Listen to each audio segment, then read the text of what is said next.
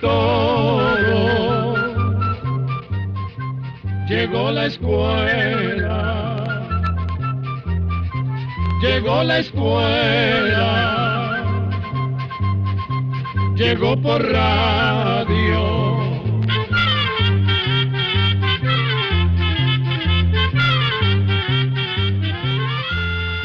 El Instituto Centroamericano de Extensión de la Cultura presenta su programa Oigamos la Respuesta. Compartiremos con ustedes las preguntas de nuestros oyentes y daremos las respuestas a sus inquietudes. Mándenos sus preguntas al apartado 2948-1000, San José, Costa Rica. También puede enviarnos sus preguntas al correo electrónico icq@icq.org o encuéntrenos en Facebook como Oigamos la Respuesta. O llámenos por teléfono, código de área 506, número 2225-5338 o 2225-5438. Escuela para Todos les va a contar una historia que sucedió en Inglaterra. Muchos de ustedes habrán oído hablar de Inglaterra alguna vez y ahora también nosotros les vamos a hablar de ella. Inglaterra es un país formado por unas islas bastante grandes que están al otro lado del Océano Atlántico frente a Europa. Como son islas, por todo lado hay mar, pero no todas las costas están formadas por playas planas y arenosas. En Inglaterra hay costas que son muy altas. Grandes montañas de roca comienzan desde el mismo mar y las olas se van a estrellar contra ellas y las van gastando poco a poco hasta formar extrañas cuevas y figuras raras. Cerca de una de estas costas de Inglaterra existe un pueblecito. En este pueblecito sucedió la historia que les vamos a contar. Hace más de 150 años vivía ahí un humilde carpintero con su familia y en su tallercito no solo se exhibían los muebles que él hacía, sino también unas piedras raras que tenían extrañas figuras labradas. Algunas de esas piedras tenían la forma de una parte del esqueleto de un pescado o de otro animal extraño, pero todas eran de piedra y muy a menudo los visitantes que llegaban a ese pueblo iban hasta la casita del carpintero a comprar esas piedras que podían servir de adorno. Así, el carpintero salía de vez en cuando a buscar esta clase de piedras a la costa, para poder ganarse algún dinero que le ayudara a mantener a su familia. Siempre que salía en estos paseos, lo acompañaba una hija que tenía apenas 8 años de edad. Esta niña se llamaba María, y buscaba también con mucho entusiasmo las piedras raras en los lugares que su padre le decía. Varios años después, el papá de María murió, y entonces ella tuvo que seguir yendo sola a las costas a buscar las piedras bonitas para venderlas y así tener algún dinero y ayudar a su familia. La vida iba pasando tranquilamente, pero un día, caminando por aquellas montañas de piedra, llegó a un lugar en que nunca había estado y en lo alto de una piedra se encontró algo que la dejó asombrada. En esa piedra, que era tan plana como una mesa, había un esqueleto enormemente grande que debía haber pertenecido a un animal gigantesco.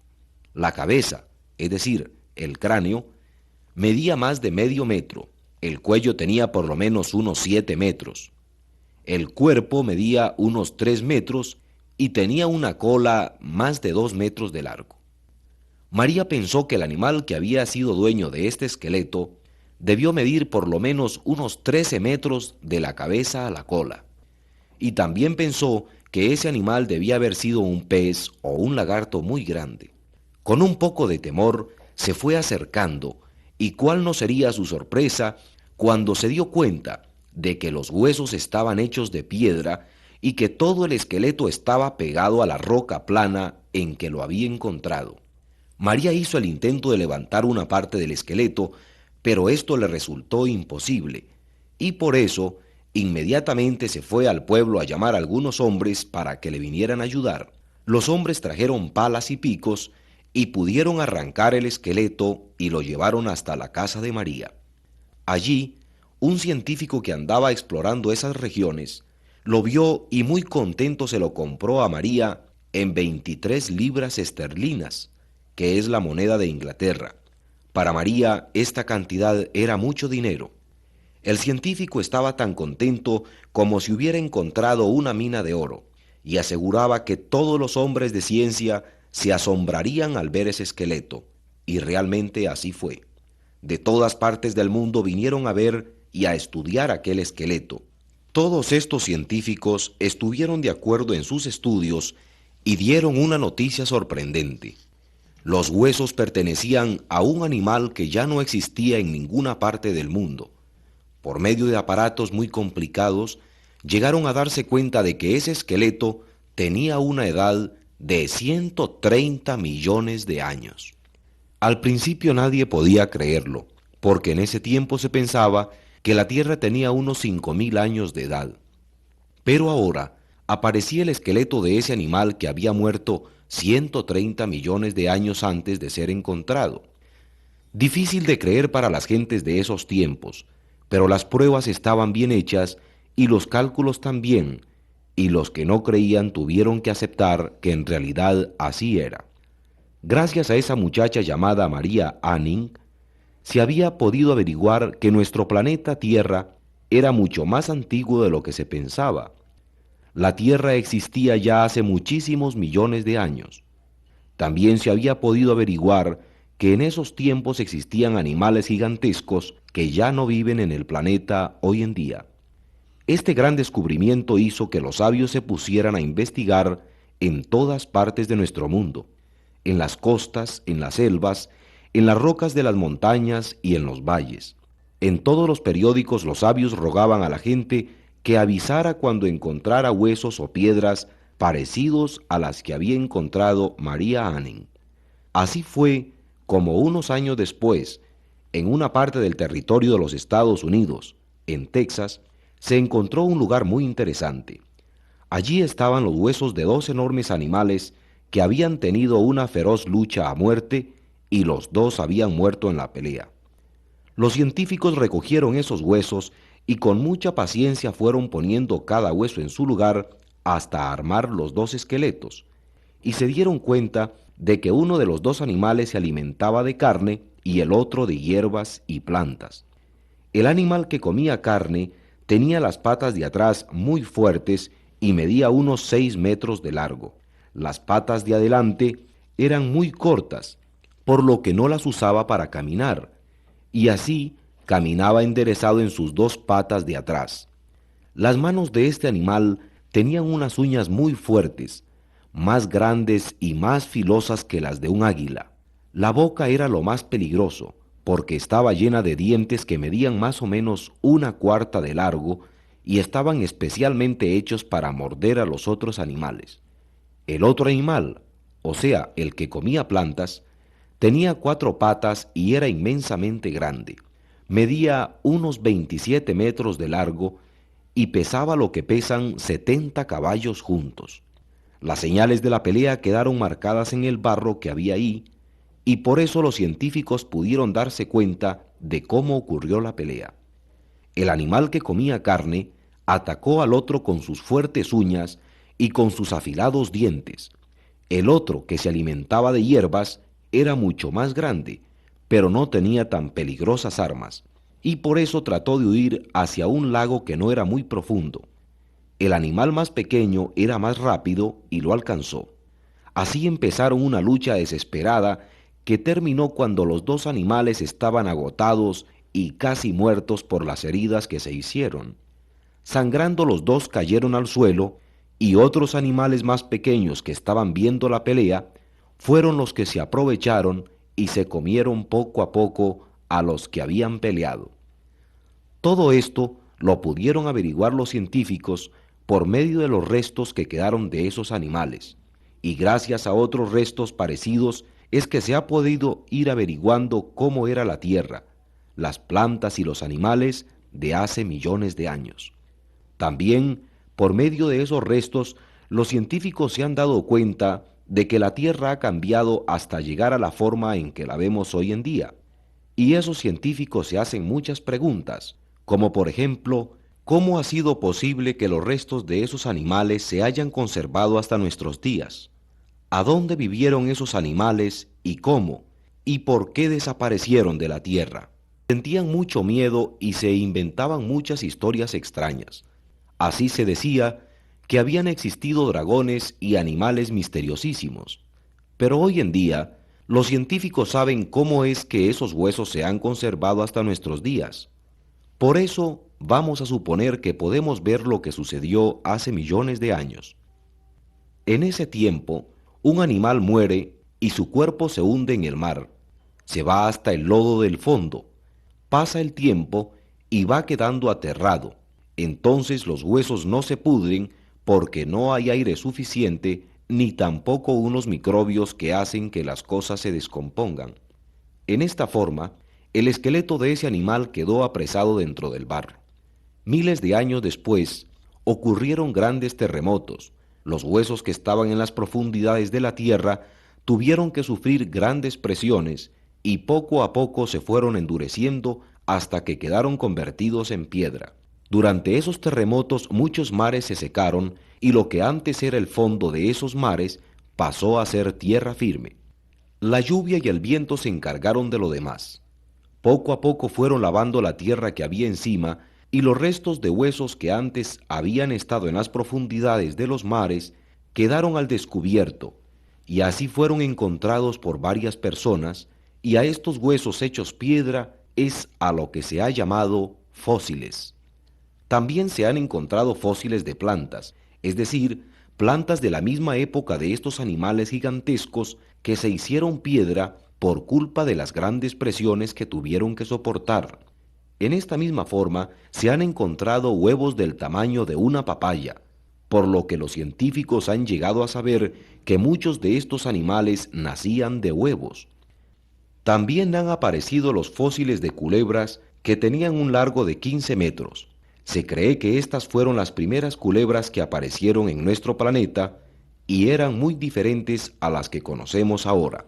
Así, encontrando un fósil aquí y otro en otra parte, los científicos han podido averiguar que la naturaleza era muy diferente hace unos 130 millones de años a la que hay ahora. Hace 130 millones de años, la mayor parte de la Tierra era plana, y en los lugares en que hoy hay grandes montañas, antes existían grandes llanuras, y debido a esto, en toda la Tierra existía un clima muy parecido al de nuestros países. También habían helechos gigantes y pinos gigantes. En este ambiente era en el que vivían estos animales que los hombres han llamado dinosaurios, y eran de diferentes formas y tamaños.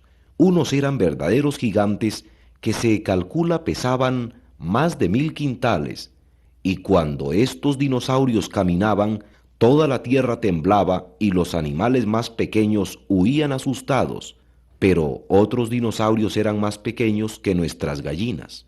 Como hemos dicho, tenían formas muy variadas. Por ejemplo, el tiranosaurio era el más bravo de todos los animales que hayan existido. Su nombre quiere decir lagarto tirano, y en verdad que era aterrador. Medía 14 metros desde la cabeza hasta la cola y se paraba sobre sus 2 patas traseras. En esta forma medía 6 metros de altura, la boca medía más de 1 metro y tenía unos dientes muy filosos de 1/4 de largo que le servían para atacar a los otros animales de los que se alimentaba. El tiranosaurio era el enemigo más terrible del lagarto tronador o brontosaurio, que era muchísimo más grande. El brontosaurio se alimentaba de plantas y tallos tiernos y era el más grande de todos los animales. Medía 27 metros de largo y podía alcanzar una fruta de un árbol de 9 metros de alto. Con todo y aunque era muy grande, el brontosaurio no podía hacer mucho daño porque tenía una cabeza muy pequeña y los dientes adaptados para comer hierbas. La única defensa que tenía era la cola, ya que con ella podía golpear muy fuerte a sus enemigos. Pero sin embargo, el brontosaurio prefería meterse dentro del agua cuando aparecía algún peligro y solo dejaba afuera la parte de la cabeza en que tenía la nariz para poder respirar. Todo esto lo pudieron averiguar los científicos estudiando los esqueletos de estos dos animales, pero los científicos han querido saber otras cosas más. Por ejemplo, ¿por qué esos animales eran tan grandes y por qué desaparecieron? La sangre se les enfría. Por esto es que los científicos creen que los saurios de hace 130 millones de años tenían un cuerpo tan grande. Si ellos hubieran sido muy pequeños, un gran calor les hubiera calentado muy rápidamente la sangre y un gran frío hubiera hecho lo contrario, los hubiera enfriado hasta matarlos. En un animal tan grande como esos saurios, esto no ocurría porque, por ser tan grandes, cuando hacía mucho frío se enfriaban muy lentamente y cuando hacía mucho calor se calentaban muy despacio. Así es que con su gran tamaño ellos podían controlar el calor de su cuerpo y vivir, según se cree, hasta los 100 o 200 años. Y aunque se sabe todo esto, es todavía muy difícil saber por qué fue que desaparecieron. Varios científicos han estudiado este suceso extraño y han dado explicaciones. Una, por ejemplo, dice que los saurios desaparecieron de nuestro planeta porque ocurrió un cambio en el clima. El calor aumentó y entonces los machos de los saurios se volvieron estériles, no pudiendo fecundar más a las hembras. Esto se puede comprobar poniendo una lagartija macho en un lugar bien caliente. Después de un tiempo esta lagartija se vuelve estéril y no puede fecundar a una lagartija hembra para que ponga los huevos. Debido a esto es que algunos científicos creen que los saurios gigantes desaparecieron. También existe otra explicación que dice que los dinosaurios desaparecieron porque en un tiempo toda el agua de la tierra se congeló y hubo un clima muy frío, y los pobres animales murieron de frío. Otros sabios dicen que junto con los saurios vivieron otros animales que se alimentaban de los huevos que ponían las hembras de estos saurios, y entonces, al no haber nuevas crías, los saurios se fueron muriendo y acabando poco a poco. Es muy posible también que en una época en que ocurrieron muchos terremotos y los volcanes echaron grandes cantidades de lava, todos los saurios murieran porque no se podían esconder debido a su gran tamaño. Así vemos que los científicos tratan de explicar este gran misterio de una manera o de otra, y en realidad todavía no se sabe cuál puede ser la más correcta. Lo único que se sabe es que todos los verdaderos saurios desaparecieron hace unos 70 millones de años, y solo queda uno pequeño, que es un animal llamado esfenodón, que vive en una isla del Océano Pacífico llamada Nueva Zelanda. Sin embargo, quedan como recuerdo de los dinosaurios otros animales que vienen de ellos, por ejemplo, las tortugas, los lagartos, las lagartijas, las iguanas y otros más. Y si nosotros quisiéramos saber qué figura tenían esos dinosaurios, podemos hacerlo imaginándonos cómo sería un lagarto, una lagartija o una iguana con un largo de más de 20 metros.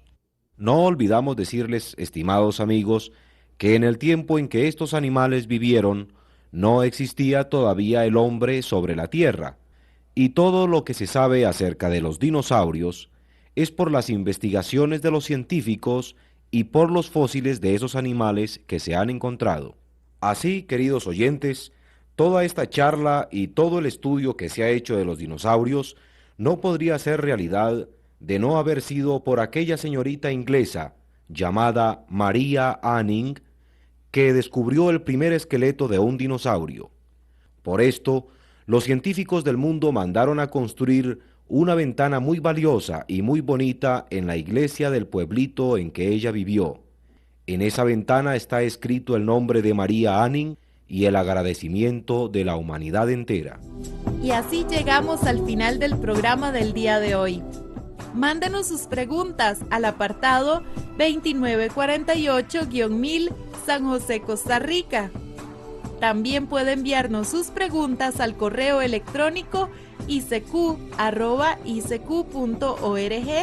o encuéntrenos en Facebook como Oigamos la Respuesta. O llámenos por teléfono código de área 506, número 2225-5338 o 2225-5438. Recuerde que comprender lo comprensible es un derecho humano.